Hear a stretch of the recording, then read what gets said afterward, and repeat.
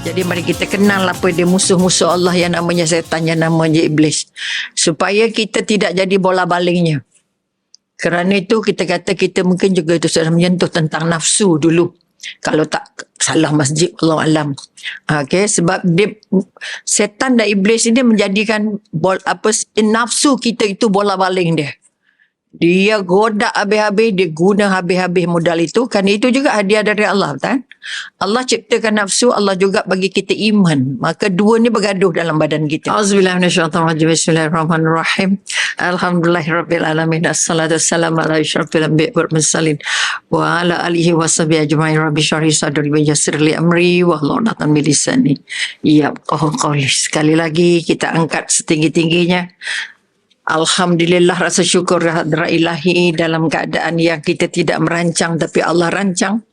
Kita ditemukan malah bukan dijadualkan. Itu bukan jadual kita tapi jadualnya Allah. Ini kekuatan yang nak diangkat. Jadi pada yang rasa nak jumpa ustaz. Minta maaf banyaklah tak jumpa ustaznya hari ni. Kadang-kadang kita ada favourite ustaz kan, kita tak tahu. Sebab sebagai pendidik ataupun sebagai pengajar atau sebagai trainer, ada orang yang ada favourite.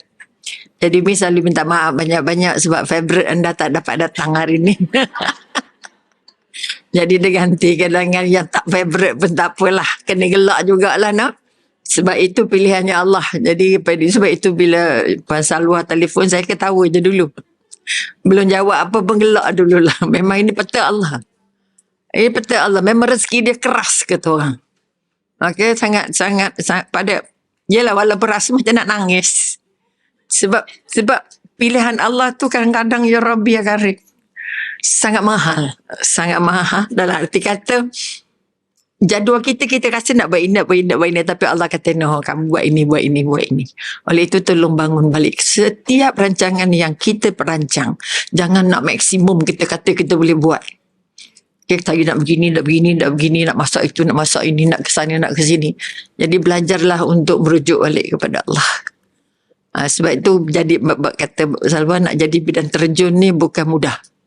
Nak jadi orang kata nak jadi penampal juga bukan mudah kalau tidak dibawa dalam arti kata ini pilihannya Allah. Jadi saya pesan pada semua perempuan, sebab peta Tuhan kadang-kadang tak sama dengan peta kita. Sebab itu tolong utamakan hak Tuhan dalam semua hal. Kita ada urusan dengan mak, urusan dengan anak, urusan dengan saudara, urusan tetamu dan sebagainya. Tapi kita ada urusan dengan Allah. Okay? Sebab itu sekali lagi tolong yakin sungguh-sungguh bahawa kita memang dijadual hidupnya oleh Allah step by step, satu persatu.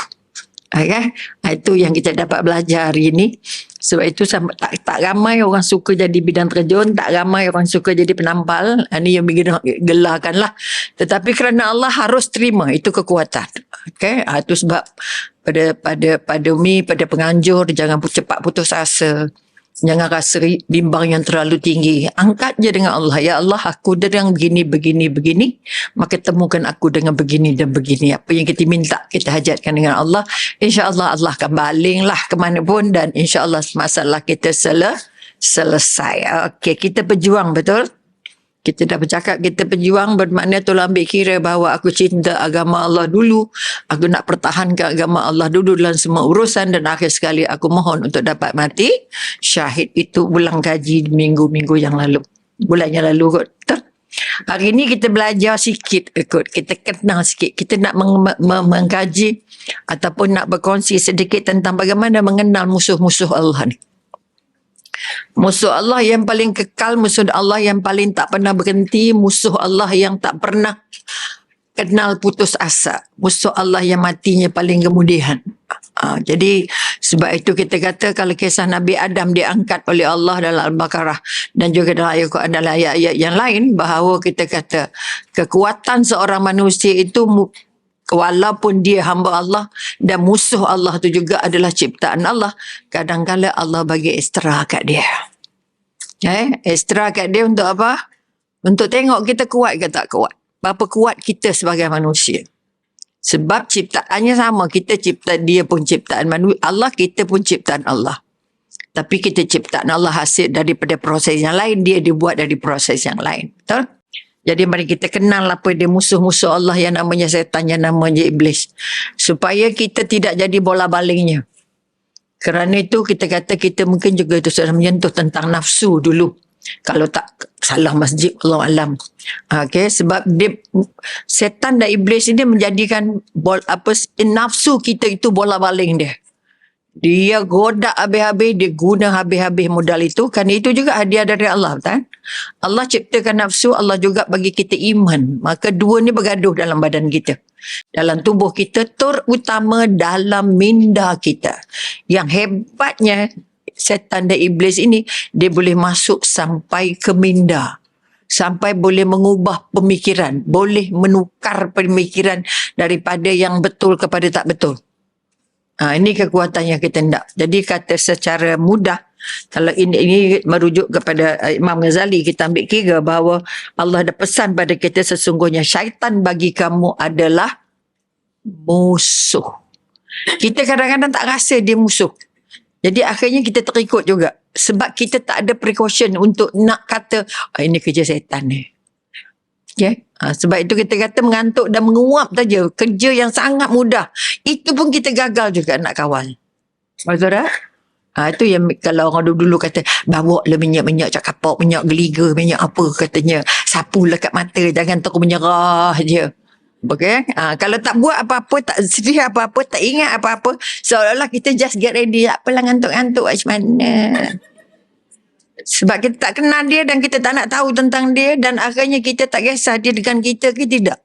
Kita ni jauh dari dia ke tidak. Betul? Okey, jadi tolong ingat balik itu dah Al-Fatir ayat 6. Allah pesan beritahu pada kita. Okey. Wajib bagi orang mukmin mencintai ulama dan orang-orang soleh. Apa sebab? Itu satu daripada sebab untuk jadi kukuh, untuk jadi calon syurga. Bersama dengan ulama, bersama dengan orang-orang yang dekat dengan Allah selain daripada puasa sunatnya, selain daripada zikirnya, selain daripada Al-Qurannya. Betul? Kerana kita nak dekat dengan orang yang takut dia iblis, takut dia setan. Okay, itu yang kita harapkan dan mengikut nasihat mereka. Yang penting kita kalau jumpa orang bijak-bijak Eropah ini, kita pungut semua nasihatnya. Pungut dan pakai, bukan pungut untuk simpan. Tahu lu, dah belajar dah. Okay, kita memang iblis seronok sangat kita belajar. Tapi dia tahu kita tak buat. Kita tahu taubat tu mahal, betul?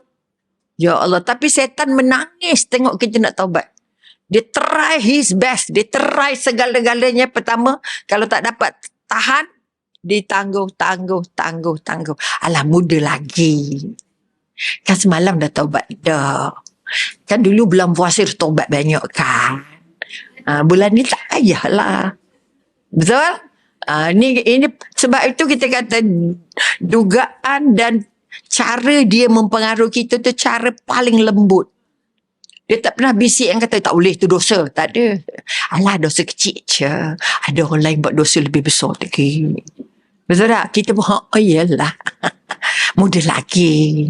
Tak payah sibuk taubat. Panjang lagi umurnya. Orang tua pun tak taubat. Kita pun lah. Nya banyak. Jadi sekali lagi kita nak belajar sedikit. Kalau Allah dah bagi tahu, kita kata sesungguhnya syaitan adalah bagi kamu musuh dan jadikanlah dia sebagai musuh. Jangan jadikan dia sebagai kawan ataupun jadikan dia sebagai teman bawa keluar gilir. Okay? Jadi sebab itu saya kata kita nak tahu sikit. Kita nak tahu sikit asalnya dari mana. Jenisnya apa. Boleh bersikit? Jadi kita kata setan dan iblis adalah makhluk. Adalah makhluk ghaib. Bila makhluk siapa cipta? Allah cipta. Maknanya yang paling kita ciptaan Allah. Termasuk malaikat. Jadi mereka ini jadi musuh kita yang jadi masalah besarnya kerana mereka tak nampak. Dia nampak kita, kita tak nampak dia. Oh letih weh, betul? Betul ke tak? Kalau kata secara fikir, kenapalah Allah bagi musuh tak nampaknya, payahnya, betul? Jadi sekali lagi kita nak ingat, musuh itu kita tak nampak, tapi dia nampak kita. Jadi bila dia nampak kita, kita kena sedar banyak-banyak. Kena ingat banyak-banyak, kena jaga banyak-banyak. Okay? Sebab itu kenapa kena dekat dengan ulama, kenapa dekat dengan Al-Quran, kenapa dekat dengan orang-orang yang berilmu. Kerana apa? Syaitan takut orang-orang macam ni. Okay? Ataupun kata-kata kalau datang pun tak ada banyak-banyak sangat. Sebab dia datang dari atas, dari bawah, kiri, kanan, depan, belakang. Betul? Aku penjara mereka. Ni dalam satu lagi kisah. Aku penjara mereka sampai mereka sebenarnya tak boleh keluar. Kecuali dengan pertolongan Allah. Sebab itu syaitan janji dengan Allah apa? Aku nak rosakkan, nak duga, nak rosakkan semua yang nak taat dengan Allah. Sebab itu Allah kata apa? Silakan. Kerana kamu tidak akan dapat mesesatkan mereka-mereka yang bertakwa. Ilmu ada, takwa tak ada, letih juga. Ilmu ada, amalan tak ada, letih juga. Jadi dia tak takut orang berilmu sangat. Okay, sebab itu dia sama kita ni. Sebab tu dia masuk dalam semua majlis ilmu, duduk sebelah-sebelah kita. Dia main-main. Kenapa orang tak gantuk? Kita gantuk kan? Jangan. Itu cukup lah. Dan dia akan putar kita punya frame of thinking ni, otak kita ni, bawa satu Malaysia. Bawa ke Jeddah, bawa ke Mekah, bawa ke pasar, bawa ke segala-segala. Dan kalau kita terik, itu sebab kita kenapa dia suka kita dalam solat. Dia masuk, dia bawa otak kita Allahu Akbar. Ya Allah Akbar, otak kita mana-mana. Sebab kita tak pernah fikir, ya Allah itu aku, bantu aku ya Allah. Kalau orang yang hatinya busuk, orang hatinya tak cukup bersih, bacalah auzubillah minasyaitonirrajim, tak jadi. Boleh faham? Jangan kata bacalah auzubillah minasyaitonirrajim. Kamu bacalah, aku tak kisah pun. Jangan main-main. It's not that easy. Sebab itu kita kata kita berunding dengan mereka atau bercakap dengan mereka itu bercakap, kita tak nampak dia. Macam sekarang kita bercakap ni. Dia tengok je lantak lah kau cakap pasal aku. Aku dah ada lah dewan dah. Sedar ke tak? Sebab itu bila kita bersembang, dia duduk tak tengah. Okay? Kita makan, dia duduk depan pinggan. Macam mana gaya? Perasan tak bila setiap kali makan dia bersama dengan kita? Jangan main-main. Dia tak kata, makan semua orang ingat bismillah kan? Bismillahirrahmanirrahim. Tapi tangan kiri. Nampak tak? Dia dorong, dia pegang tangan kiri kita. Kita bersembang tak apa-apa, cakap tak apa. Alah masin lah pula, alah masam lah pula, pedai lah pula. Siapa yang suruh bercakap macam tu? Kerana dia tak boleh masuk dalam mulut, dia masuk tempat lain. Telinga kita lubang. Betul? Sebab itu jangan kata dah baca bismillah, makan tu bebas. Tak. Kerja tak habis, tak sedap lah. Tak boleh habis ni. Tu nak? Kita membazir, kita lebih-lebih, kita tak habis makan, kita macam-macam. Kita kritik makanan. Ini adab yang Nabi pesan. Dalam adab makan saja, iblis jadi yang kita jeng tu. Okay, dia renjis-renjis ni. Okay, sebab walaupun kita baca bismillah. Okay, mari kita kenal sikit. Tadi kita kata syaitan, iblis dan jin makhluk gaib ciptaan Allah selain malaikat. Dan mereka berbeza dari kita sebab dari segi sifat dan nama. Nama dah tentu beza, betul? Dia syaitan, dia iblis, kita manusia. Keturunan pun lain. Dia daripada api, kita daripada tanah. Jadi dapat ada bezanya besar. Jadi jangan mudah sangat. Okay. Kalau orang bersembang dia masuk celah habis. Itu yang tak habis sembang. Tak habis-habis sembang. Ya Rabbi. Ya. Sebab dia tengok ini muka-muka mudah sembang. Aku picit bagi dia sembang je dah. Tak payah guna berat-berat. Okay. Sebab terutama nak sembang dengan benda Allah ni. Okay, depan mata. Okay. Kemudian menurut Syekh Sailah Sawi, syaitan itu adalah bermula dari perkataan syatana. Dan perkataan syaitan tu dia ambil dari perkataan syatana yang bermakna jauh dari rahmat Allah. Okay, jauh dari rahmat Allah. Kemudian kita katakan kalau ikut syaitan tak ada bentuk khusus. Dia tak ada bentuk khusus maknanya apa? Kita tak tahu bentuknya macam mana. Walaupun setengah sirah mengatakan ada yang 4 segi, ada yang 3 segi. Kalau jin tu, sebab dia keturunan jin. Nama dia digelarkan syaitan. Okay? Sifatnya tidak memiliki bentuk tertentu. Tak ada bentuk asal dia macam mana, kita tak tahu. Kata-kata dari api, tekan semua api tu syaitan, betul tak? Jadi itu yang akhirnya kita terus tak kisahlah, entahlah. Macam mana rupanya pun. Okay? Kemudian kita kata, oleh sebab itu kita kata syaitan boleh adalah juga ciptaan Allah. Dan dia juga dia adalah daripada keturunan jin. Keturunannya jin, nama gelarannya syaitan. Dia lalu kata, sebab itu dia boleh jadi dalam bentuk syaitan yang sebenar atau dalam bentuk manusia yang berperangan syaitan. Jadi yang kita takut, kita masuk kod mana? Dahlah kita jadi mangsa dia. Dan kita pula didorong jadi sebahagian dari dia. Sebab itu mereka yang tidak taat, mereka yang hatinya tak bersih, mereka yang tidak merasa dekat dengan Allah, tidak mengukuhkan hubungan dengan Allah, akan jadi terus jadi mangsa. Terus-terusan. Dia attack orang macam ni dulu. Sebab itu mula dengan hati tak bersih je. Dia dalam hatinya ada ngongang. Apa itu masuk hati tak bersih. Dia cakap benda tak cantik. Artinya tengok baju orang dia sakit perut, tengok muka orang dia sakit perut, dengar orang tu bersembang dia sakit perut, tengok benda apa pun dia rasa tak gembira. Hati kotor ni lebih buruk dari baju kotor. Okay? Baju kotor boleh rendam, boleh basah kan? Basuh kan? Boleh bersih. Tapi hati nak rendam pakai apa?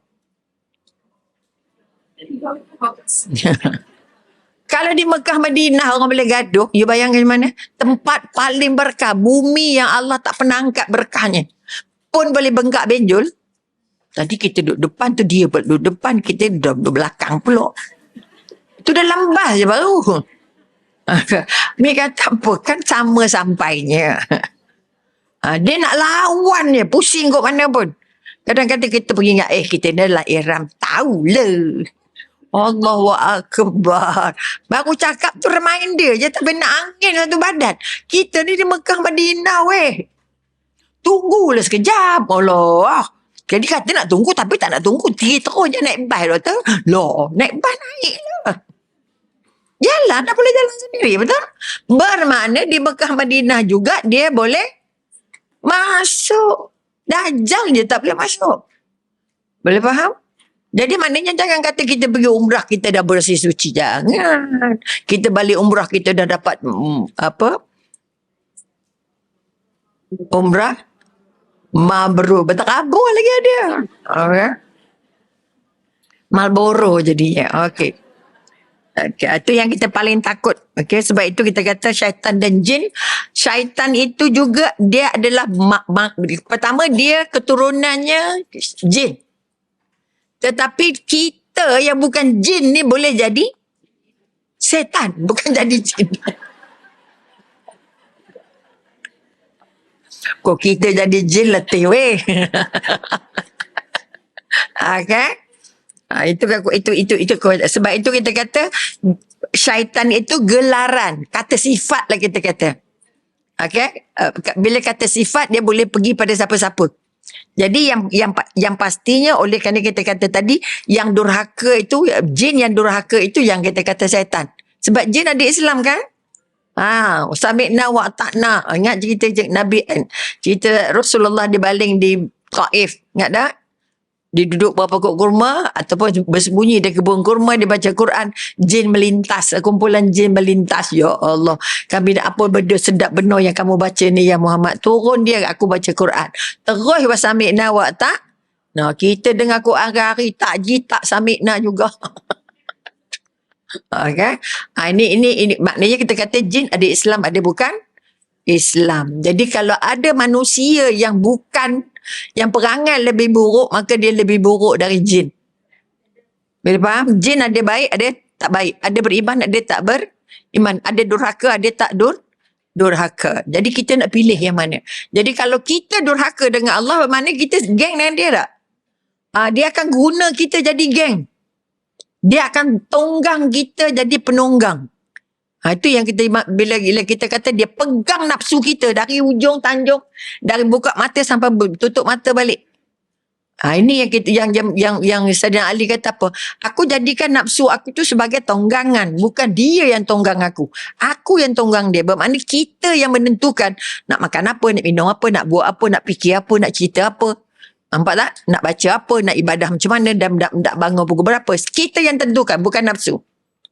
Allah tadi letih penuh. Atau ada orang kata, Allah kenyang sangat pula makan, dah ngantuk pula. Selalu kita kait begitu kan? Tak boleh kuliah tengah hari, ngantuk. Siapa bagi ngantuk? Siapa bagi ayat tu? Nabi pernah kata tak? Jangan kuliah tengah hari, nanti ngantuk. Ada? Tak ada. Tapi kita buat satu asumsi ataupun kita buat satu andaian bahawa kalau petang mesti ngantuknya. Pagi pun ngantuk. Susah cerita lah. Betul? Itu sebab kalau boleh jangan duduk belakang-belakang sangat. Jangan kecil hati pula orang belakang. Allah, bukan musik pun, okay? Tapi nak ingat-ingat aja. Tu yang belakang tu semua orang yang dah. Okey, maknanya kita kata, maknanya jin dan manusia ada, syaitan itu keturunan jin, okey? Dan dia boleh masuk juga pada manusia. Jangan kata pula jin tu manusia pula, alatih lagi. Itu pun takut juga silap. Boleh? Jin tetap jin. Tapi kalau jin Islam okey lah berkawan dengan kita, betul? Tapi sebab kita tak kenal dia, tak tahu, tak nampak mana Islam, mana tak Islam, betul? Maka kalau hati tak bersih, kalau hubungan dengan Allah tak kuat, cinta dengan Rasulullah tak ada pendinding ataupun tak kukuh, maka kita tak ada protector. Faham? Sebab tu bila tak ada protector, maka dia senanglah masuk. Dia masuk melalui fikiran kita dulu. Kita fikir, dia bagi logik dulu. Okay? Ada solat 5 waktu, dah okey lah tu. Wajibnya solat 5 waktu. Sunat tu sunat je. Bila sempat buat, tak sempat dah. Sebab dia akan bisik yang sunat tu ala kecil je.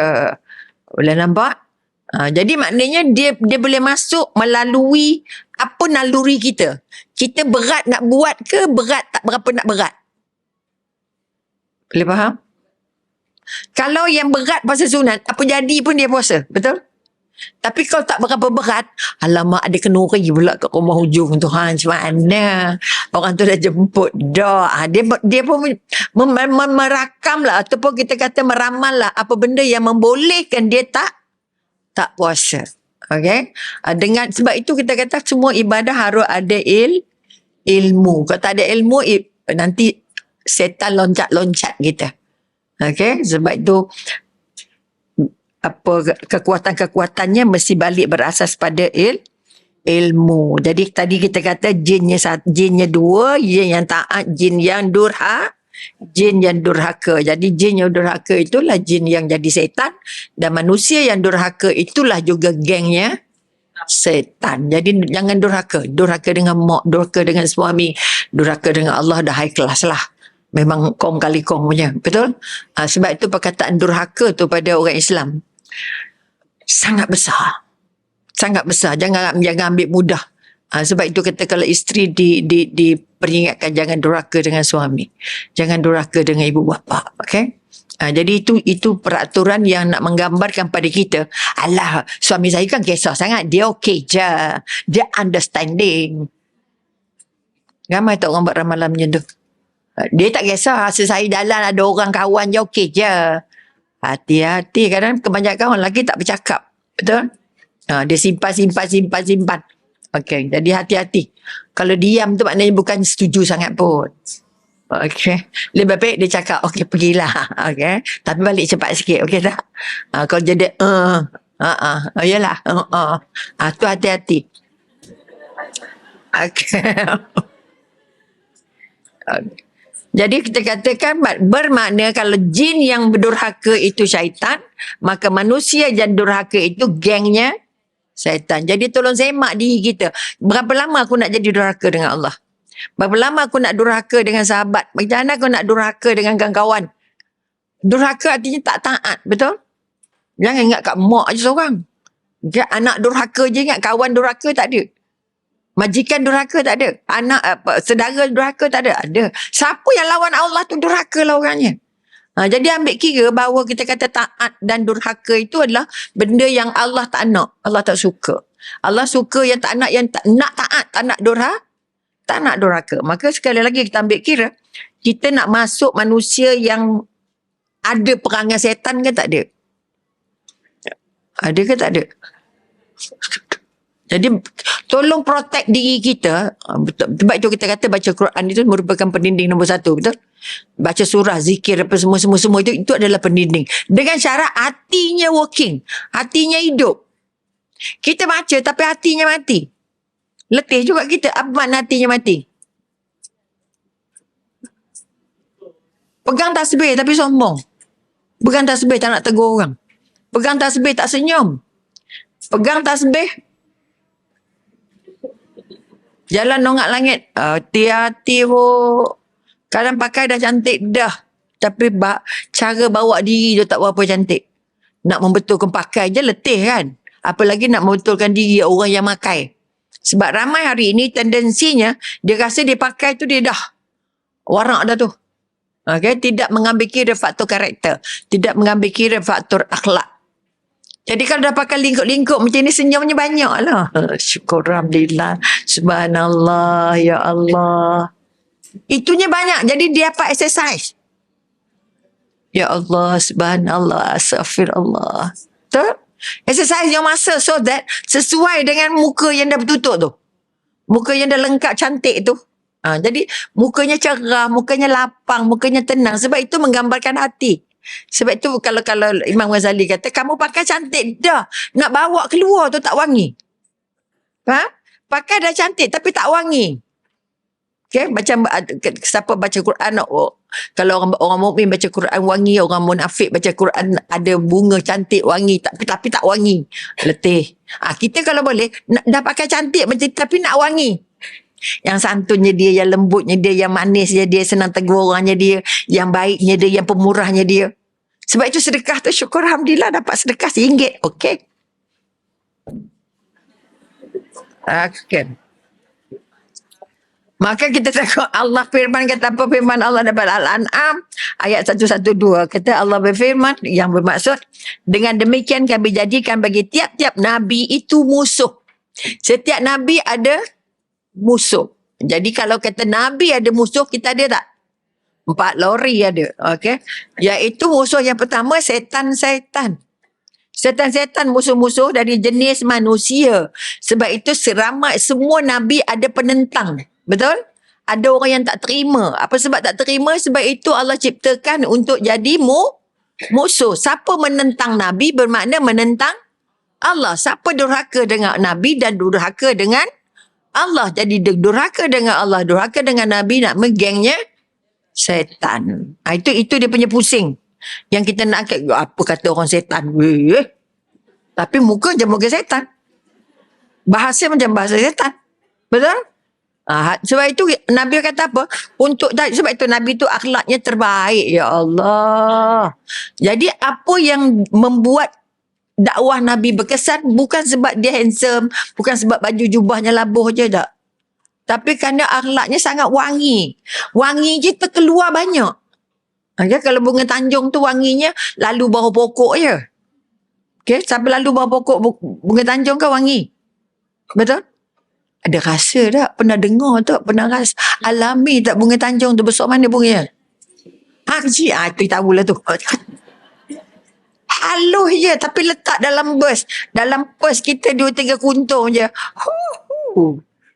Ada apa dalam pus wangi-wangi ni? Maru juga. Sebab orang Melayu mengaitkan wangi dengan hantu. Ini bau wangi dapat ni. Memang bunga kebanyakannya wanginya keluarnya malam. Okay? Kalau kita kata ada bunga yang namanya sundal malam, Masya Allah. Saya kata kenapalah namanya buruk benar. Tapi wanginya sepanjang jalan tu.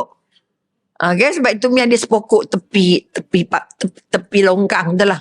Jadi bila anak balik lambat, ada bau wangi tu tak? Cuba tengok kat tepi, siapa yang wangi. Kalau tidak dia terus tergambar. Bila wangi je, alamak ada lintasan lah pula ni. Jangan lintas kat aku dah le. Udah ke situ pula doanya. Kan dia akan sesat menyesatkan. Boleh nampak? Jadi sekali lagi kita nak katakan, dan demikian kami jadikan bagi tiap-tiap Nabi itu musuh, iaitu setan-setan dari jenis manusia dan jin. Artinya Allah dah bagi tahu dah. Dari jenis manusia dan jin, okay? Sebahagian mereka membisikkan kepada sebahagian yang lain perkataan-perkataan yang indah-indah. Setan tak kacau kita kasar-kasar, tak ada. Okay? Dengan bahasa yang elok-elok. Okay. Sebab itu jurujual tu dilatih apa? Boleh memujuk, ya Allah, tak nak beli pun jadi beli, bagi rasa, bagi pakai, bagi tengok. Ya Allah. Umi nak beli air kangen tu kemarin. Orang tu hantar air tu dalam satu botol tu hampir setiap 2 minggu. Loh. Apalah raja menung hantar air ni. Rupanya di ujungnya nanti keluar mesin. Okay. Kita tak tahu kan. Jadi pujukannya tu. Bukanlah kata orang jual tu setan. Jangan pula salah. Satu hal pula lagi bawa cerita teruklah doktor ni. Bukan itu. Artinya daya pujuk yang nak dibina. Okay? Dari daya pujuk yang dipegang, yang ada pada jurujual itu patut jadi sebahagian daripada kekuatan kita. Macam mana boleh mempengaruhi orang daripada tak ndok jadi ndok, atau daripada tak suka jadi suka. Betul? Belilah tu. Lagi apa? Dah rasa dah, tanya lagi, minum air ni rasa macam mana ya? Alamak.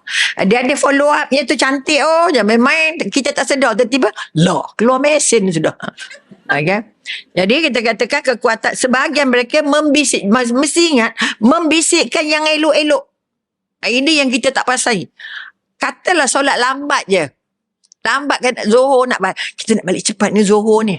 Alah, panjang lagi Zohornya. Kan Zohor sampai pukul 4. Kan 4 suku. Sekarang dah 4:30. Okey je. Masih boleh makan lagi. Nak tambah sikit lagi. Kan selalu ada. Kan selalu dapat sedap macam ni. Bukan selalu dapat makan dengan dia. Bukan selalu dapat kedai ni. Oh, dia punya pujuk tu non-stop. Akhirnya kita lah. Boleh. Umi nak bagi kita ingat, di mana pun kita akan dipujuk. Kita akan dipujuk. Nak ada dapat beli 1 dapat 3, beli 1 dapat 4. Okey. Semalam nak mi cerita, beli 1 dapat 4, beli 2 dapat 8. Allah. Nak beli ke tak beli? Rugi kalau tak beli, bukan ada selalu. 4-5 tahun sekali. Tak ada suruh beli, jangan jadi bodoh. Belilah yang tengah murah ni, tak ada. Dia masuk sikit. Pattern ni bukan ada hari, tahun ini je tak tahu ada ke lagi pattern yang dah. Rugilah awak, ketinggalan le. Tak sama standard lah. Oh, jangan main-main. Kita di kedai saja. Sebab itu Nabi kata tempat yang paling dilarang pergi pasar. Okay, antara tempat yang kalau boleh jangan duduk lama-lama ialah pasar. Pasar besar ke pasar Kesik ke pasar raya ke pasar hantu ke. Pasar apalah. Namanya pasar. Artinya tempat orang jual beli. Ya Allah. Nampak tudung bergantung. Bukan nak beli pun. Nengok je. Tak ada warna kegemaran macam mana. Betul? Jadi ini kekuatan. Jadi sekali lagi, kekuatan iblis kena bagi tahu bahawa mereka berbisik-bisik. Mereka bisik kat kita. Bukan paksa kita beli pun. Ya, bukan paksa kita datang pun. Tapi dibisik. Dia kekuatan pertama yang kita nak. Bisiknya tu dengan perkataan-perkataan yang indah. Tapi hujungnya untuk menipu manusia. Hujungnya nak menipu. Dia tunjukkan satu bahagia yang tak benar. Sebenarnya tak ada. Kita nampak je macam gini-gini. Awak kalau pakai bedok ni, awak nampak kelit-kelit. Noni. Padahal tak ada pun. Kita boleh dengar je kata, you nampak putih. Nampak. Ush. Okay. Nampak muda lagi cepat beli. Betul? Nampak putih lagi cepat beli. Ya Rabbi. Okay. Ya, sebab itu kita kata sekali lagi, dia akan tipu semua manusia kecuali manusia yang dipilih Allah. Okay. Maknanya sekali lagi, kalau Allah nak selamatkan kita, maka kita selamat. Kalau Allah tak nak selamatkan kita, Allah nak selamatkan orang yang jauh ke yang dekat? Allah yang dekat dengan dia. Betul? Sebab itu kalau tak beli bukan rugi. Rugi hang tak beli. Allah dah tengok, dah jumpa dah. Allah. Boleh faham? Jadi dia bagi kita rasa tekilan. Tapi kalau Allah nak selamat, tak payahlah baju banyak dah. Betul? Baju banyak dah. Tapi ada seorang hamba Allah kecil hati. Okay, dia nak belikan baju. Dia kata, udahlah tu. Takut tak sempat pakai. Mi maksudkan tak sempat pakai tu apa? Mati banyak lagi baju yang tak pakai. Okay, contoh, bukanlah banyak sangat bajunya. Benar pula. Dan dia seorang banyak baju, betul? Sebab bila baju orang pakai, rasanya bersalah kalau tak pakai. Kalau orang bagi, kita macam mana pun kita nak pakai, betul? Jadi kata nantilah kita nak belikan ini, ya Allah. Udah ada kata dia tak ada duit pula. Janganlah kedekut sangat. Kami ni, saya bukanlah banyak duit, tapi saja nak bagi. Loh, kecil hati lagi. Boleh faham? Jadi kita kena terang kat dia. Bila kata tak sempat pakai, bukan maknanya suruh pakai jalan. Dia kata pakailah pergi mana-mana pun. Dia faham masa. Faham tak? Tapi kita faham mati. Kan dua benda yang beza. Jadi, kesudahannya apa? Lantak nak bagi-bagi. Boleh faham? Apa pun orang bagi ambil. Itu rezeki. Nak bagi pahala kat dia. Betul? Tapi lambatlah dapat pahalanya. Sebab kalau pakai kita nak pakai hari-hari pun letih ke pakai rumah. Kopi ni kelin-kelin. Aku biar juga. Betul tak? Orang kata pakai hairnya. Betul? Pakai je lah bila-bila pun. Jangan takkan kelin-kelin nak pakai tidur kan. Itu contoh. Tapi bila salah faham, dia jadi susah. Saya tak adalah banyak duit, tak adalah beli baju mahal-mahal. Bukan itu maksudnya. Bila tak sempat pakai, dah nak mati dah, tengah sikit je lagi umurnya. Okay? Itu tujuan. Jadi itu pun iblis usik tu. Okay? Dia boleh tersinggung kata bila tak sempat pakai. Macam kita tak nak pakai baju dia lah. Macam tu. Ataupun kita pilih-pilih baju dia jadi kluster. Kelas 2, kelas 3 ke gitu. Memang baju dia tak berapa mahal. Tahulah doktor pakai baju mahal-mahal. Baju derma je semua. Tapi bukanlah derma banjir kan. Sebab rumah Umi tak banjir pun. Okay. Jelas tak kat ini? Jika Allah mahu, jika Allah berkehendak, jika Allah sayang kita, Allah akan bantu. Betul? Sebab itu bismillahirrahmanirrahim 'alallah itu modal intro nak keluar paling besar. Bunyinya macam kecil je. Bila kita serah perjalanan kita tu, kita serah kerja kita tu kepada Allah dengan harapan Allah jaga dari proses sampai balik nanti. Boleh faham? Sebab itu buat penyerahan dulu. Kalau tak menyerah, Allah dah tak jaga kita. Kita serah dulu dengan Allah. Okay? Kita mengatung dulu dengan Allah. Kita bagi tahu, ya Allah, aku ni begini. Hasilnya macam mana terpulang kamu, ya Allah. Tapi yang pentingnya terima, ya Allah, ibadah aku ni. Okay? Ada orang kata, saya tak boleh masak, saya tak sedap. Ada tak orang kata, siapa masak sedap kat tangan? Mati tak ngaku. Betul? Sebab rata-rata dalam kepala otak kita, kalau masak tak sedap kat kedai, sedap. Boleh faham? Jadi siapa yang bagi tahu tak sedap tu? Siapa yang bisik tak sedap tu? Masak je kerana Allah, ya Allah, itu aku bagi dia sedap, ya Allah. Sedap ke tak sedap? Kita jarang serah pada Allah. Sebab itu setiap kali masak, walaupun mata kebau, mata kucing, apa pun telurnya, serah pada Allah, ya Allah bagi telur ni sedap, ya Allah. Bila kita niat Allah nak bagi sedap, masakan tu jadi semua sedap. Campur apa ya? Tak ada apa-apa, garam kan apa benda je bawang je kot. Kacau, ya Allah subhanallah, jadi dia hebat, jadi dia sedap, ya Allah. Sebab kita nak Allah yang bagi sedap, bukan dia. Allah bagi sedap kat mana? Dekat makanan ke dekat orangnya? Itu pun satu hal juga. Mereka kata lapar, makan lah. Udah rasa-rasa orang tu bahagia tak nak makan. Tak. Kita nak, pertama kita makan masaknya bahagia dan kita nak orang yang makannya juga bahagia. Ya Allah, minta maaf lah, ini je yang ada rumah kita.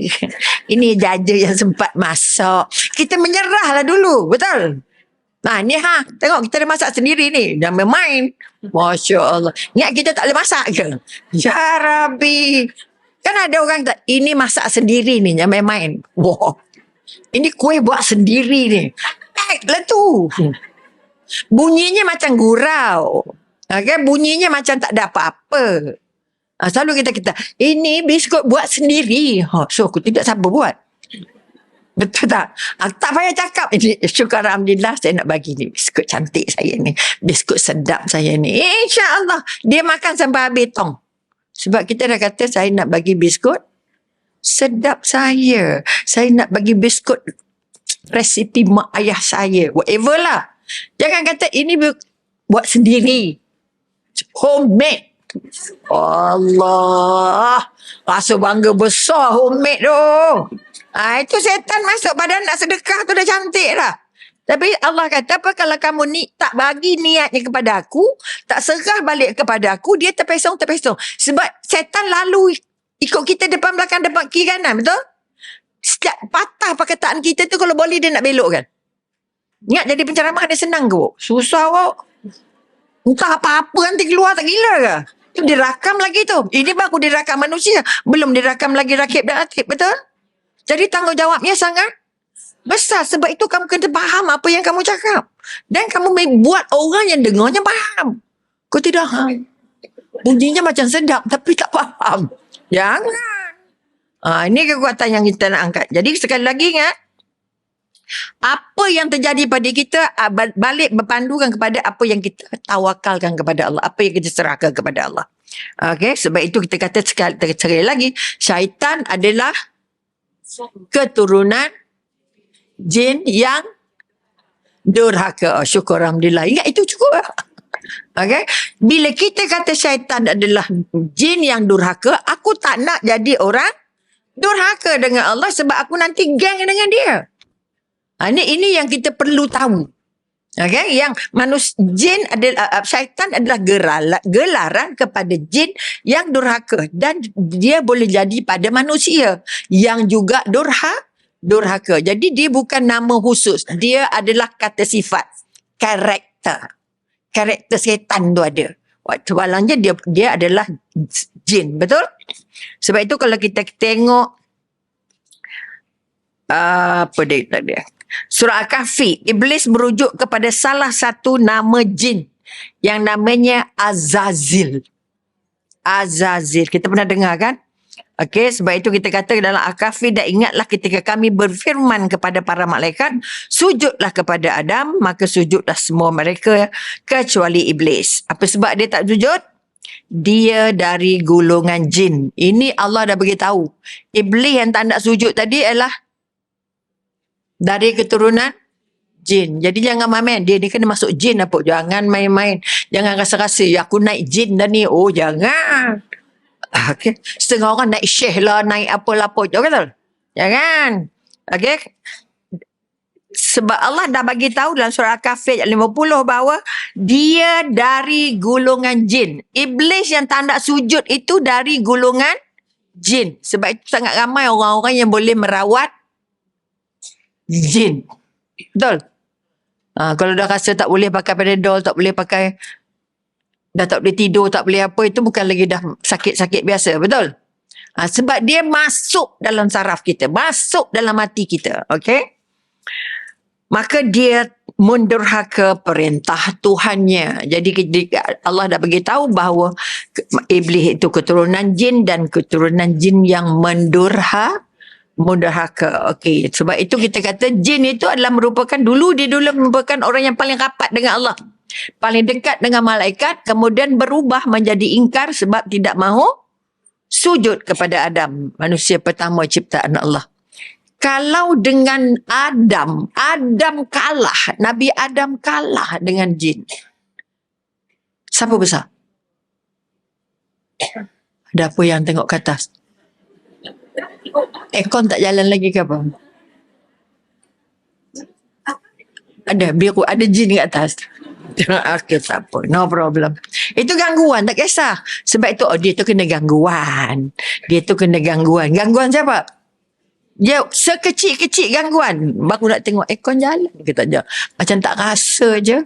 Dia akan galak kita untuk turn. Sebab dia nak kita lawan dengan Allah. Nak lah majlis ilmu macam ni. Oh, lagi ya. Sikit jentik pun nampak cicak jalan. Perhati sampai habis. Sebab itu kerja dia. Kerja dia, okay? Maka sekali lagi kita katakan, bayangkan daripada jin yang paling rapat dengan Allah jadi paling mendurhaka. Besar ke kecil? Besar dosanya. Jadi tolong ambil kira. Durhaka lah kerja yang paling buruk. Kerja yang paling memutuskan hubungan dengan Allah. Jadi sebab itu pada anak kita, jangan durhaka pada mak bapak. Kerana besar sangat.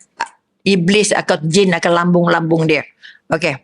Kemudian surah Ar-Rahman Allah berkata, dan dia menciptakan jin dari nyala api. Ar-Rahman ayat 15.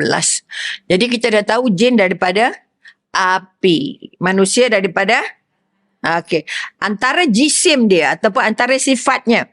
Kalau mengikut ulama Sayyid Alawi bin Ahmad mengatakan jin memiliki zat yang halus. Faham? Halus. Sebab tu dia boleh masuk di mana?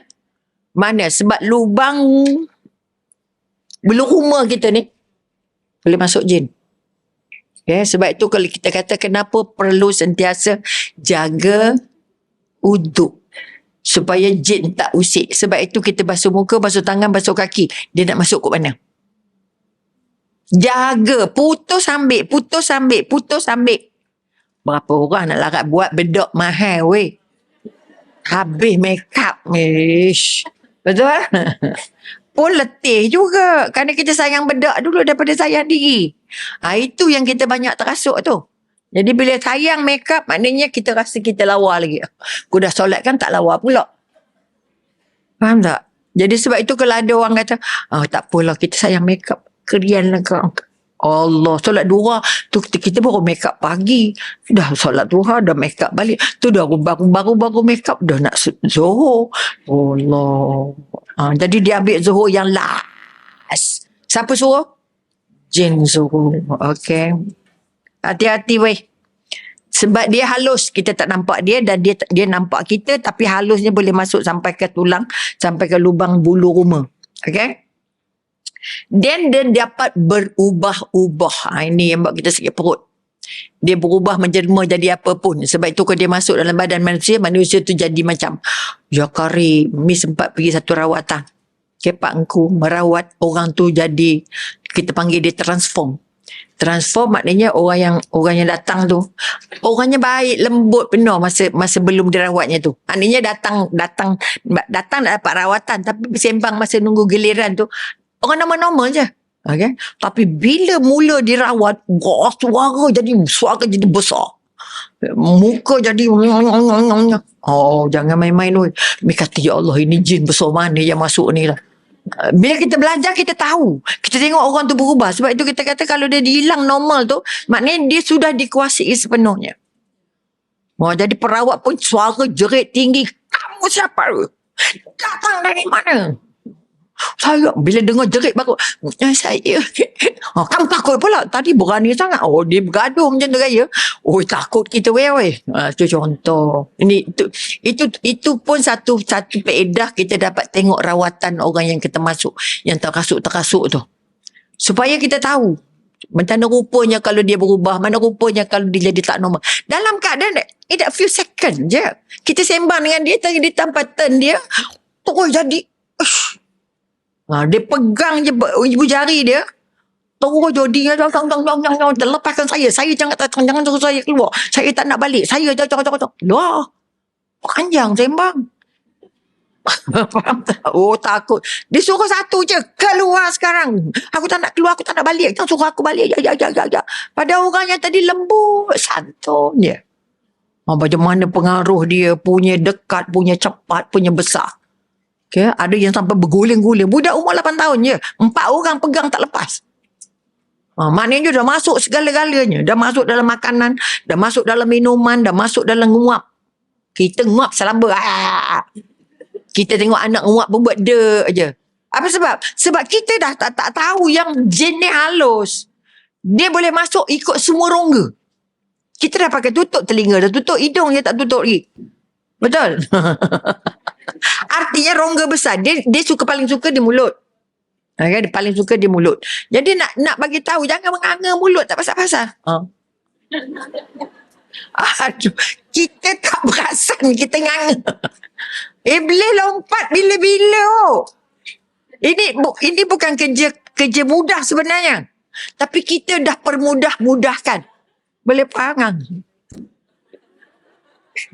Buka je dia lompat masuk loh.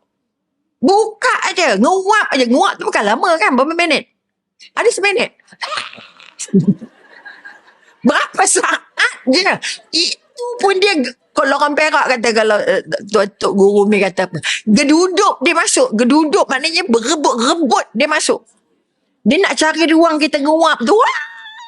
Dia maknanya bukan masuk satu. Kalau kata sebab dia pun berjalan dalam geruk. Jin berjalan dalam geruk. Okay? Itu kadang-kadang ada yang besar, ada yang kecil, ada jerit besar, ada jerit kecil.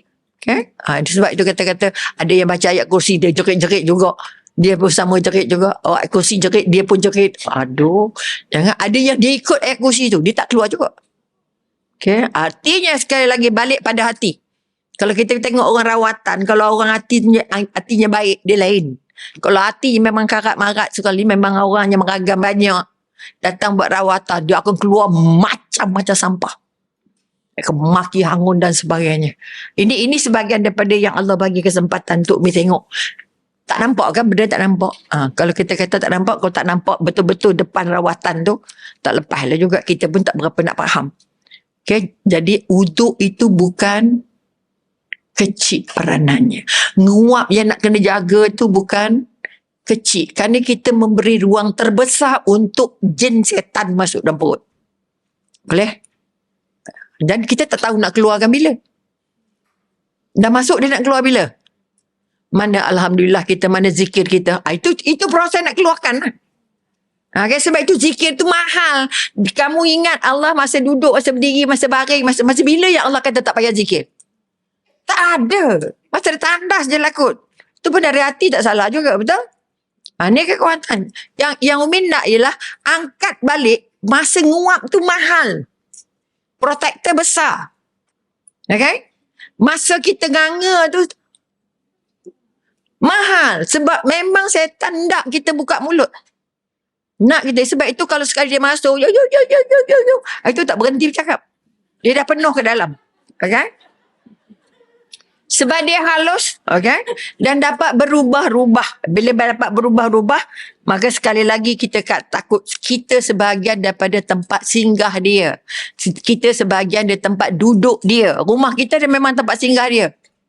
Sebab itu dalam rumah kalau tak ada ayat Quran, dia tak balik. Dia duduk settle kat situ. Kalau bilik yang 3 hari tak masuk, nah orang yang rumah banyak bilik, 10 bilik, 8 bilik, 15 bilik, gila. Mi tengok, ya Allah. Contoh, lagi banyak bilik yang tak dimasuk, dia datang seangkatan. Bilik ni tak ada orang, jom. Kita kenuri kat sini. Lepas 3 hari tak ada orang masuk lagi, kita duduk sini terus lah. Jadi bila orang lain masuk, ada nampak terbayang itu, terbayang ini. Saya nampak ada benda dalam bilik dia tu. Nampak macam hitam, nampak macam itu.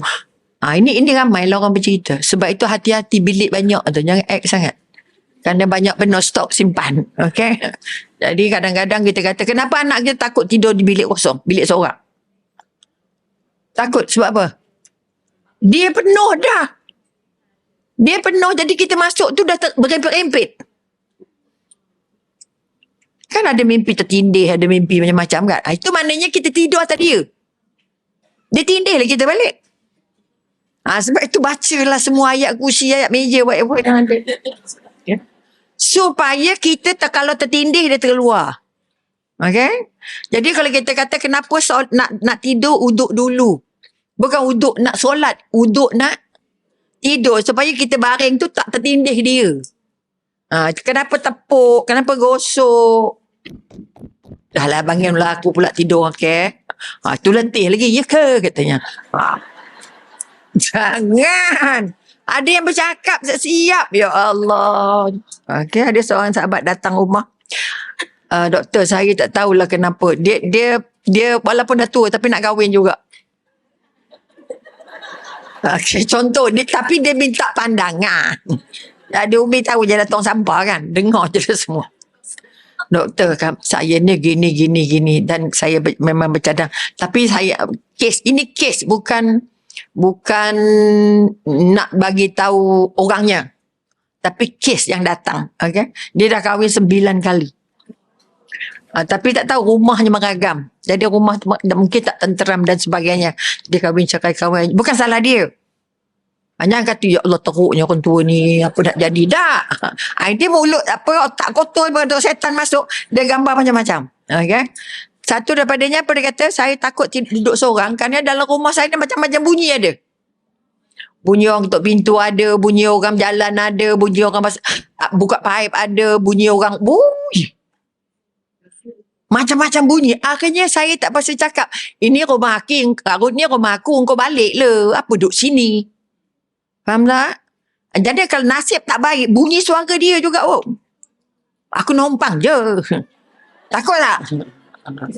Jangan sampai bercakap dengan dia semasa olah-olah dia existing. Boleh faham? Bermakna kita takut dia. Dia takut kita. Okay? Jangan kita takut dia. Yang jadi masalah, kita takut dia. Okay? Bila kita takut dia, dia lagi besar, lagi ramai.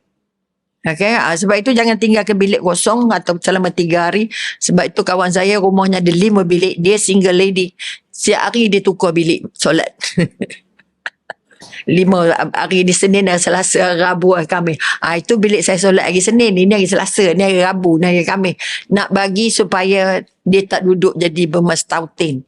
Kalau dia singgah betul dia balik lah. Okay, contoh. Ni nak jaga rumah. Kenapa rumah tu bila dah banyak sangat ramai dia, maka kita jadi dalam rumah jadi masalah.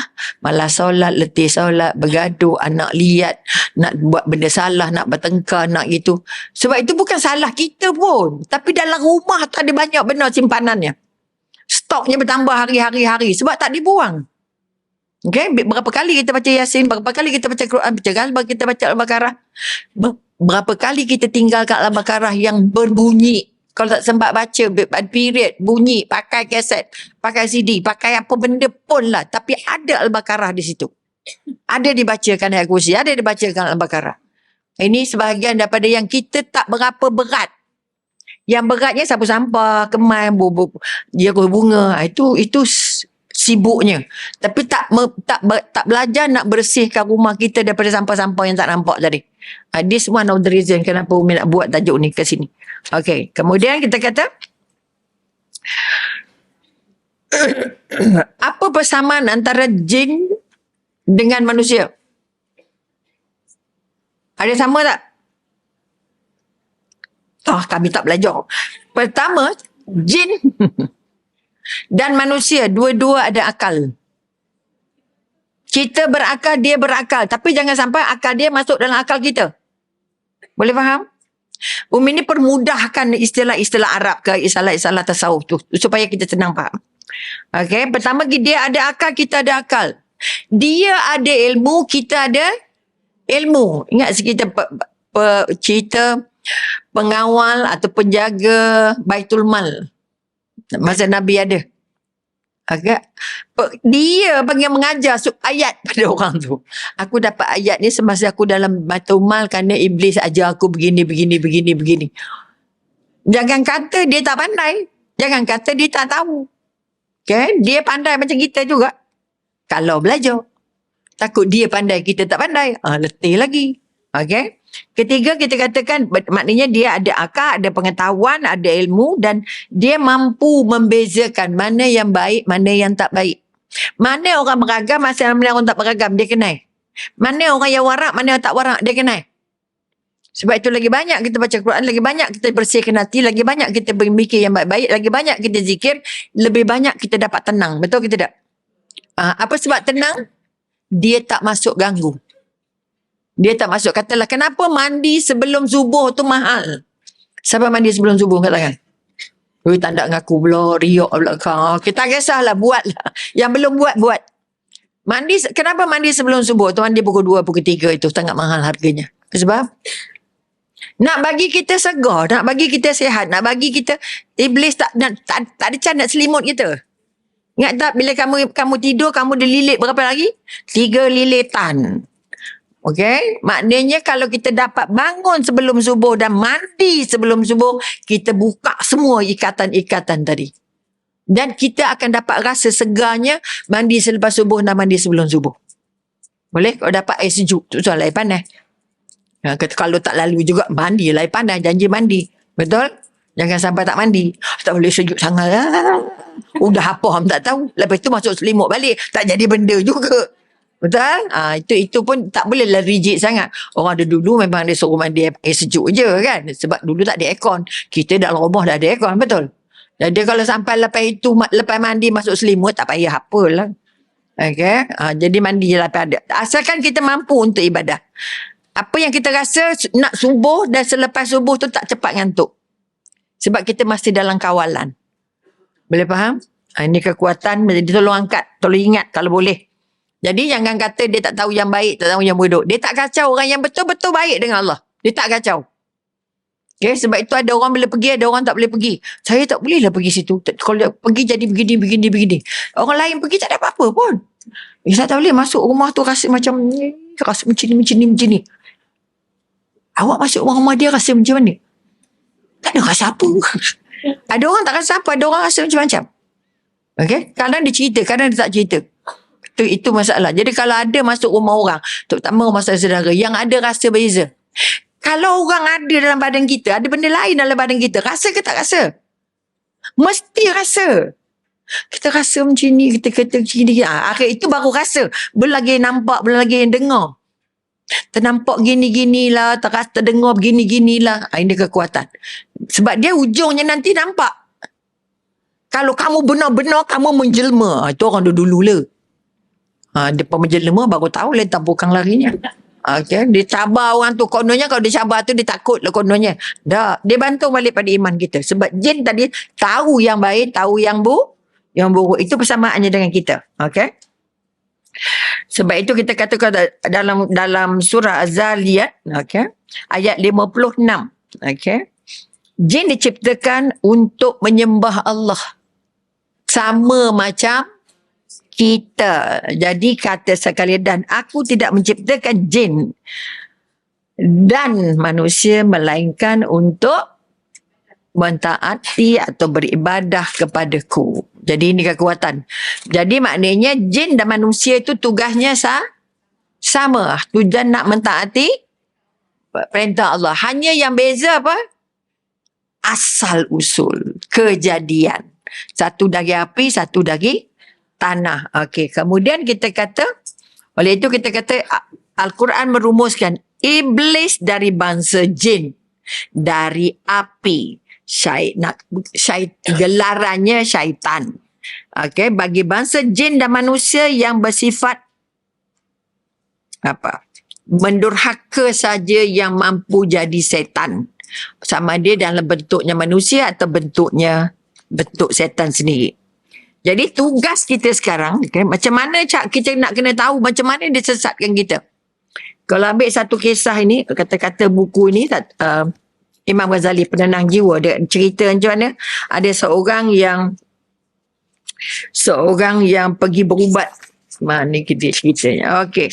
Rasulullah menerangkan kepada kami banyaknya jalan syaitan, seperti satu daripadanya seperti yang dirawikan oleh Nabi sallallahu alaihi wasallam. Ini cerita, okey. Syaitan telah mencekik seorang jariah. Jariah tu anak pesakit. Okey. Terlintas dalam hati keluarganya untuk mengubati. Ada seorang anak darahnya sakit, kemudian nak diubat pada seorang macam bomoh lah, pada seorang rahib. Mereka membawanya kepada rahib, namun rahib itu menolak, tukang rawat itu menolak, tetapi akhirnya menerima juga. Okay, sebab mak bapak nak suruh bawa juga. Ketika jariah itu berada di rumah rahib untuk diubati, syaitan selalu menggodanya sehingga dia menghamili jariah itu. Artinya usik lah. Okay, lalu syaitan berkata, siapa yang dorong dia? syaitan walaupun banyak ilmunya. Ketika jari, maknanya kita kata, lalu syaitan berkata, sekarang cela kamu, malu kamu akan terbongkar bila keluarga itu datang. Maka bunuhlah dia dan katakan pada keluarganya, dia telah mati. Ini apabila syaitan dah kawal seluruhnya. Jadi dia akan terus bimbing kita ikut cara dia. Sebab itu kita kata, ada orang yang mula buat jahat, dia akan niat nak jahat. Susah nak dapat yang baik. Susah nak tengok baik orang. Ada tak orang macam tu? Ya Allah, tengok jahat orang ada 4 lori. Okey, tapi dia tak nampak jahat dia. Sebab apa? Apa sebab dia tak nampak? Sebab syaitan dah tutup. Dia suruh nampak yang orang punya je.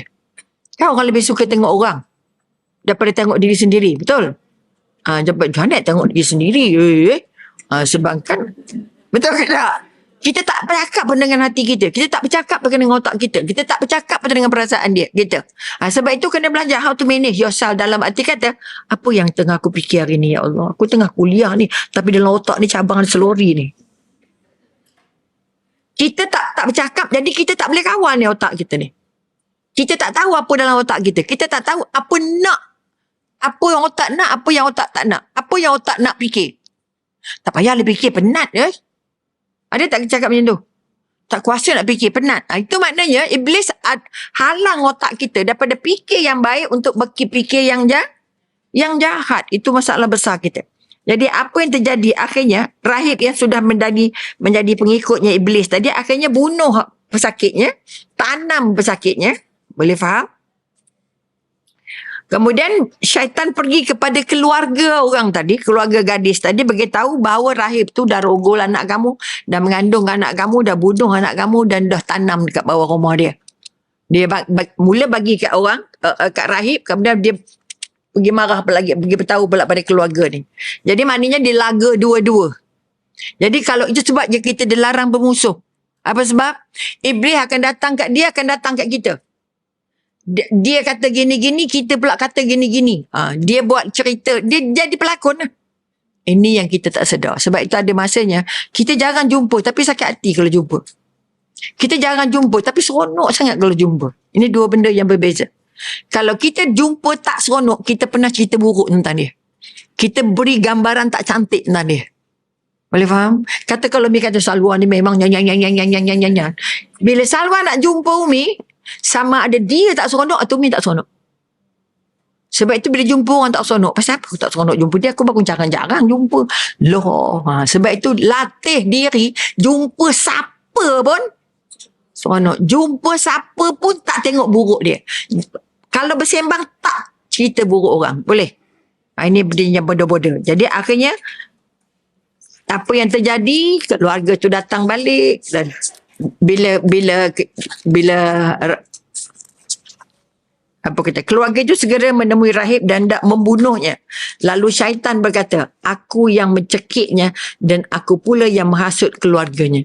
Yang bunuh budak tadi pun dia, yang cekik rahib pun dia, yang lagakan keluarga pun dia. Bos tak dia?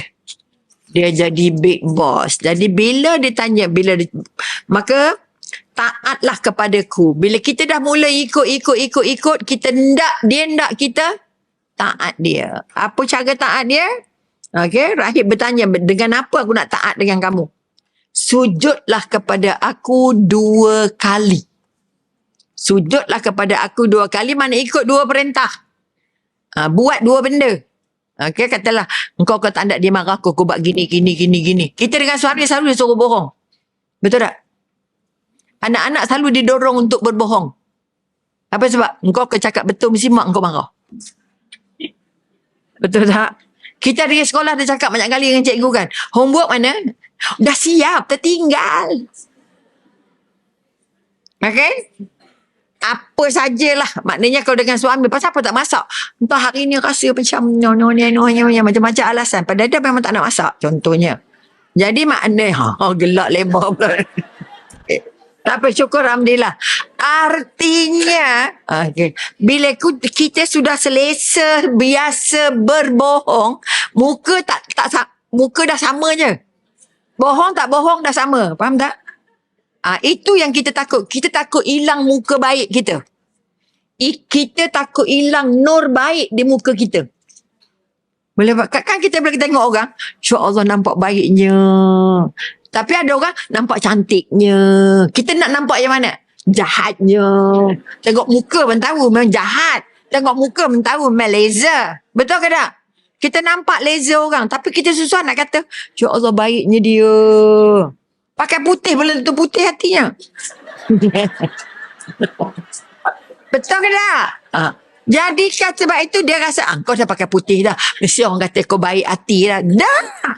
Kalau dia ada perasaan itu, kong lagi. Sebab itu sekali lagi, iblis masuk dari segala sudut. Kalau nak senang hati jumpa orang, jangan pernah simpan buruk orang dalam kepala kita. Walaupun ada 4 lori orang datang cerita, dia tu, lantaklah dia tu ke dia ni ke. Tapi kita dah proses lagi. Tak sangka ya dia tu. Aku pun dulu kenal dia juga. Tapi kena. Iblis akan lanyak ataupun akan sumbat kita dengan data-data untuk memburukkan dia. Tak, kita dah kata dia dah tobat, dah baik dah. Kau tak tahu dulu. Dah mulalah tu. Faham tak? Jadi iblis ni dia punya mainan. Ya Allah. Okay? Sebab itu kata-kata Allah pesan. Seperti syaitan kita berkata kepada manusia, kafirlah. Setelah dia kafir, syaitan berkata, sesungguhnya aku telah bebas daripada engkau. Bila dia sudah habis kalahkan kita, bila kita dah terasuk habis-habis, dah sesat barat-barat, dia akan tinggalkan kita. Okay, sebab itu kalau dia sampai dapat iblis, jin yang nak pisahkan, kau kata, kita kena sihir pemisah. Siapa dia kena? Saya memang tak nak berpisah, tapi sebenarnya dah kena sihir. Ada. Doktor saya tak ada rancangan nak bercerai, tapi macam mana tak ada, saya pergi berubat, ustaz kata kamu ni kena sihir pemisah. Siapa yang buat? Siapa yang buat? Orang lain lah, kononnya lah. Betul? Bila kita percaya benda tu, jadi ke tak jadi? Jadi. Sebab itu sekali lagi, kalau kamu sudah kata yes dengan setan, it goes. Jadi. Faham? Sebab itu yang nak sihir, disihir ke tak disihir, bergantung balik pada protektor kita. Kalau protektor kita kuat, kan dah pesan dah ayat kursi, dan juga dah pesan dah Al-Baqarah itu, protektor terbaik untuk semua orang. Tapi jarang baca, dah baca tak faham pula, tak amal pula. Kena tak? Iblis tadi, syaitan tadi halus je boleh masuk mana-mana. Faham? Jadi kalau kita tak ada protektor, dia masuk bila kita berapa kali nguap. Berapa kali muak, berapa kali marah orang, berapa kali, sebab dia suka masa kita marah. Dia datang berebut-rebut. Sebab masa marah kita hilang ni. Sebab itu bila nak mula marah, astagfirullahalazim. Ya Allah, itu kan apa yang aku fikir ni, jabat aku sampai marah. Nak kena belajar how to manage your anger, how to manage your mind, how to manage your feeling. Okay? Perasaan kita tak tahulah apa perasaan. Tak tahulah apa yang saya fikir. Ya Karim, dia datang dengar, tak tahu apa yang fikir. Dengar macam dengar, tapi dia tak boleh proses. Sebab dalam kepalanya dia fikir benda lain. Kita tak boleh marah dia. Baru cakap, dah teringat tak ingat. Tengah masjid ada buat kuis-kuis kan. Bagi 4 soalan, dia bagi dapat hadiah-hadiah gitu. Baru sebut, tak ingat dah. Entah, tadi ingat, itu dah tak ingat. Kuliah belum habis lagi. Kuliah belum habis, walaupun kita cakap semudah ini, nak jaga kan. Tapi sulit nak lekat. Kerana dalam dah ada benda lain. Hati dah ada benda lain. Boleh? Jadi sekali lagi, jangan sampai kita ditinggalkan oleh iblis dalam keadaan tersesat, akhirnya tak jumpa apa-apa. Okay? Jadi sebab itu, alamak, 11.30 yang kita baru nak cari cara setan sesatkan kita, dan ada sikit lagi macam mana nak tutup pintu. Sambung bila-bila sesak lagi lah.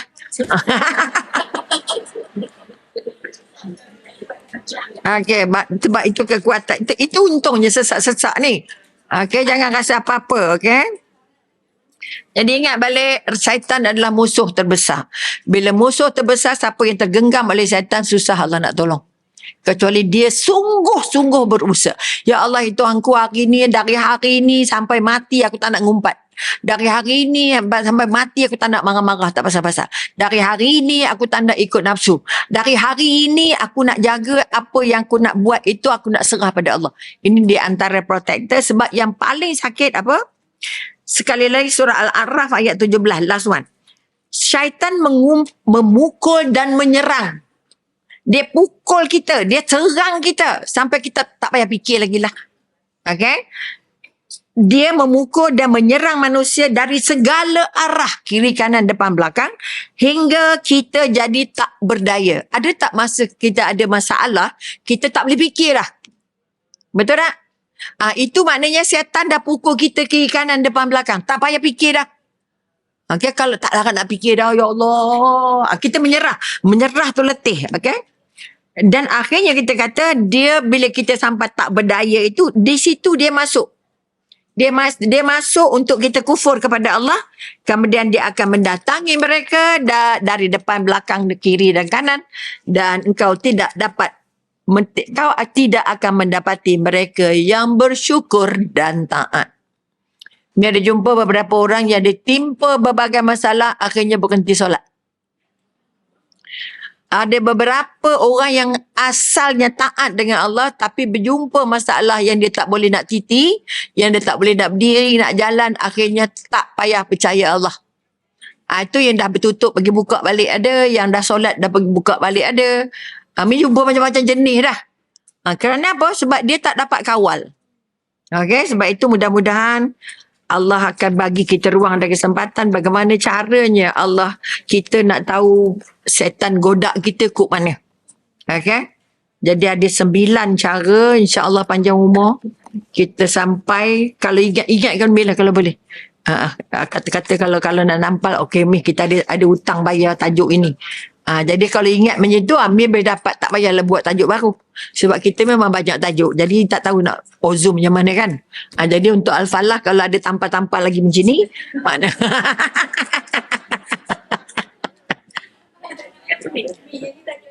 Okay. Jadi maknanya kita dapat ingat lah sebab banyak kan. Jadi mudah-mudahan.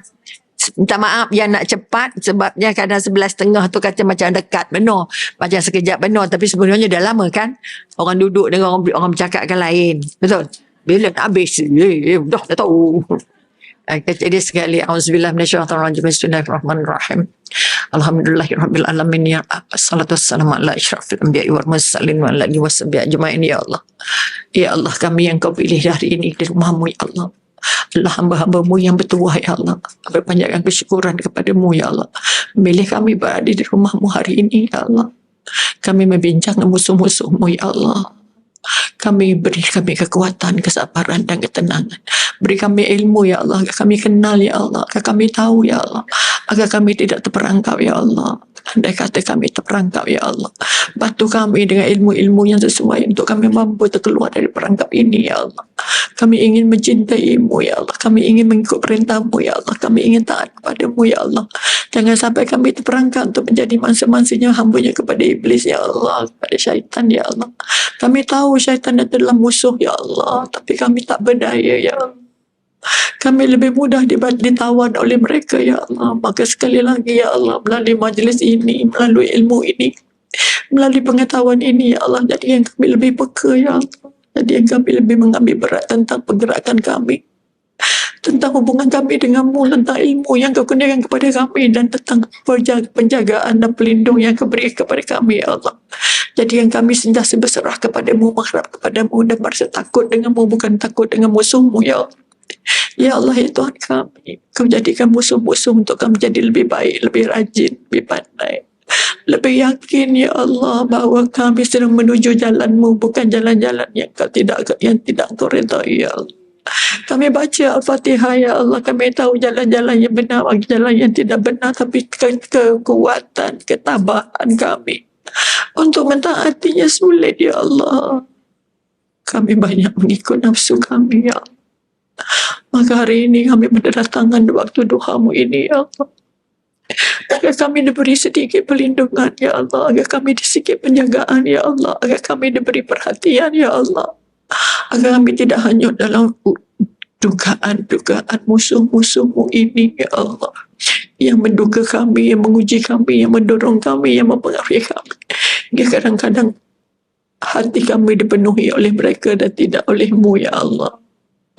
Maka kami mendadah tangan sekali lagi, Ya Allah. Angkat doa kami, Ya Allah, agar kami mampu menyelamatkan diri kami, anak kami, keluarga kami, kehidupan kami dan hati kami, Ya Allah. Agar terus mentaati-Mu, Ya Allah. Agar terus berwaspada, Ya Allah. Agar kami tidak dipermain-mainkan oleh musuh-Mu, Ya Allah. Jangan kami dijadikan bola balinya syaitan dan iblis, Ya Allah. Mereka adalah makhluk-Mu. Maka jauhkanlah kami dari mereka, Ya Allah. Kami ingin mencari redha-Mu, Ya Allah. Angkat doa kami, Ya Allah. Jadi kami paling dekat dengan-Mu, ya kan, kami tidak disentuhi oleh mereka. Jadi lidah kami, Ya Allah, kekal basah dengan zikir menyebut nama-Mu sebagai sebagian daripada protektornya, Ya Allah. Sebagian dari pelindung, Ya Allah. Sebagian daripada usaha untuk meraih redha-Mu, Ya Allah. Rabbana blana min azwajina wa zuriyatina qurrata a'yun waj'alna lil muttaqina imama. Rabbana zalamna anfusana wa illam taghfir lana wa tarhamna lanakunanna minal khasirin. Rabbana atina fid dunya hasanah wa fil akhirati hasanah wa qina azabannar. Sallallahu ala sayyidina Muhammad wa ala alihi washabbihi wasallam. Walhamdulillahi rabbil alamin. Taqabbalallahu minkum innahu wa minkum taqabbal ya.